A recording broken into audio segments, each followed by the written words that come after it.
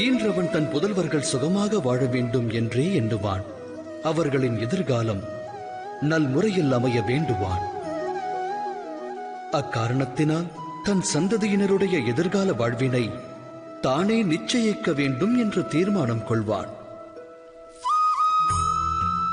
தந்தை எந்த பாதையை கடந்து வந்தானோ, எந்த பாதையில் கரடுமுரடான கற்களை கண்டானோ, தான் விழுந்தெழுந்து நடந்து வந்த மார்க்கம் எதுவோ அந்த மார்க்கத்தில் தான் மகனும் நடக்க வேண்டும் என்று வாரிசை ஈன்ற தந்தை எண்ணுவான். அது தவறல்ல, உத்தம எண்ணமாகும். எனினும் 3 விஷயங்களை குறித்து சிந்திப்பதற்கு அனைவரும் மறந்து விடுகின்றனர். அவை யாவை?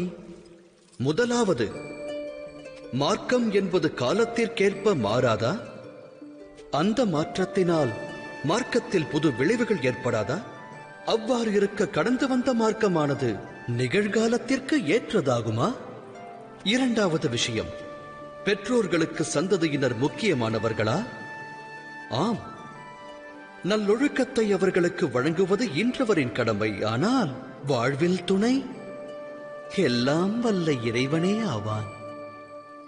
அவ்வாறு இருக்க தந்தைக்கு எவ்வழியில் வெற்றி கிட்டியதோ அதே வழியில் செல்வதால் பிள்ளைக்கும் வாழ்வில் வெற்றியானது கிடைத்து விடுமா? இறைவனே அறிவான். மூன்றாவது விஷயம், தடைகளை கடக்கும் அனுபவம் வாழ்வுக்கு நன்மையை தரும். வாழ்வை நல்வழிப்படுத்த அனுபவ பாடம் அவசியமாகும். எனில் ஈன்றவன் ஒருவன் தன் வாரிசை பிரச்சனை சிக்கல்களிலிருந்து விலக்கி வைப்பது புதல்வனுக்கு செய்யும் நன்மையா, இல்லை ஆபத்தை விளைவிப்பதா? சந்ததியரின் எதிர்கால வாழ்விற்கு உதவாமல் அவர்களின் சரித்திர வாழ்விற்கு உதவுவதே நன்மையை பயக்கும். அவ்வகையில் சந்ததியருடைய வாழ்வின் வழியை அமைக்க முற்படாமல் அவர்களுக்கு வாழ்வின் தடைகளை கடக்கும் சக்தியையும் மனோபலத்தையும் வாரி வழங்கினால் அது நல்வழியை காட்டாதா? சிந்தித்து செயலாற்றுங்கள்.